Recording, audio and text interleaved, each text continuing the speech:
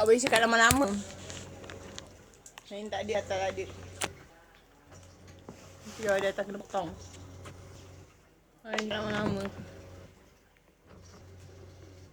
So orang yang musuh-musuh ni tak tahu. Kita jangan balas, tunggu Allah Ta'ala yang balas. Tunggu Allah Ta'ala yang balas. Tunggu Allah Ta'ala yang balas. Masuk dari kubur. Marobuka. Masuk marobuka tu. Daripada pagi kau bangun tadi. Daripada kau pagi kau bangun. Daripada pagi bangun. Lepas tu kau nak tidur malam. Aku suka Ustaz ya. Keterangan yang Ustaz. Ayah. Mak kau ayah. Ayah Jafar. Muhammad Jafar dia Yasin rumah Pondok aku tak pasti kat mana. Dekat Yasin. Aku risau anak aku masuk tahfiz yang bukan aulia Allah. Sangat risau. Sangat risau. Sebelum kita kata Ustaz Muazzam, sebelum kita nak masukkan anak kita dalam madrasah, tahfiz, hafizah, kita bentuk anak tu dulu. Jadi wali Allah lah. Aku ibu wali Allah, so aku bentuk anak aku jadi wali Allah. Itulah masuk Ustaz Muazzam.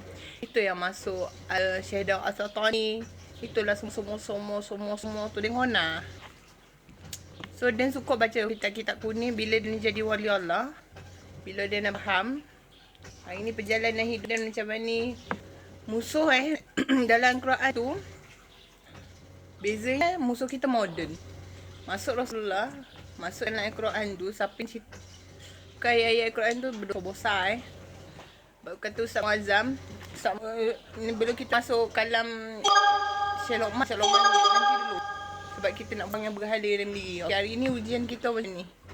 Aku tahu ujian korang apa, ujian aku lain. Ujian aku dari poligami. Sekarang ni ujian aku dah dicuraikan. Aku dapat payung meh. Payung meh tu aku dah dapat kat dunia ni. Masuk payung meh tu wali Allah. Spiritu perempuan yang paling tertinggi. Apa kiblatmu? Spiritu maksa. Itu sebab kata Nabi Muhammad tu kembali asal. Asal. Nabi Ibrahim. Kisah perjalanan hidup Nabi Ibrahim. Kalau yang poligami.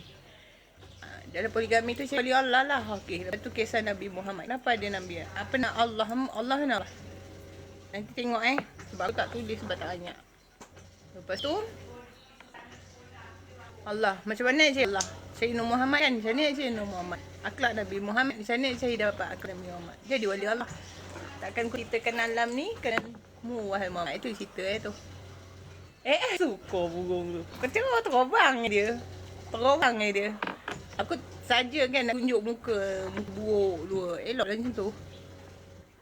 Itu dah cerita tu. Tapi semua benda ni orang tak nak dengar. Okey, tengok perjalanan kita macam ni. Yang pasti kita dapat nombor sekarang ni zaman moden lah. Kau Google. Mana dah dapat jadi wali Allah. Kau baca apa kitab pun semua tak dapat jadi wali Allah. Sayang. Sia hidup selama bertahun-tahun tak jadi wali Allah. Okey, bila jadi wali Allah macam mana? Itu yang kita Islam dah jingkorium. Itu boleh pergi ke alam buya. Aku pergi ke alam buya. Ustaz Muazzam ujian aku tak tahu. Buya ujian dia itulah dakwah anak tapi lah Buya tak kahwin amal. Makan dia tinggi. Tapi ada yang tak kahwin ramai tapi dicurangi. Tapi dia redha. Balik rumah tu layan. Jadi dia jalan tanggungjawab dia dah. Macam tu lah. Akhlak wali ni dia tak boleh dendam. Akhlak wali Allah ni tak boleh dendam. Orang tu buat macam mana pun kan. Lepas tu musuh tu datang balik dia senyum. Aku kena tengok Al-Quran. Nak tengok contoh ke perjalanan hidup aku kan. Aku tahu hari ni perjalanan aku ini musuh siapa. Sama pula dah surah ayat ni. Musuh aku macam ni. Lepas tu sahabat Nabi. Siapa pula sahabat Nabi? Tengok balik dah Al-Quran. Ni sahabat Nabi. Samalah yang tolong dia macam tadi. Cerita macam tu lah. Buka lah kitab-kitab masing-masing. Sama-sama ya. Lepas kita jumpa. Hai burung. Honok dia dulu. Aku suka dia sini. Sebab ada dengan kita. Burung ni adalah alam Nabi Hidil. Burung merpati tu kalau berhati dia berpusing. Zikir. Itu zikir. Tu bila aku dapat dengar. Okay dah habis. Aku akan dengar zikir Syaloman. Syaloman tu besar nak sana. Bukan jalan ni. Sama tu. Bila benda dah berala dah keluar semua. Kalau kau dengar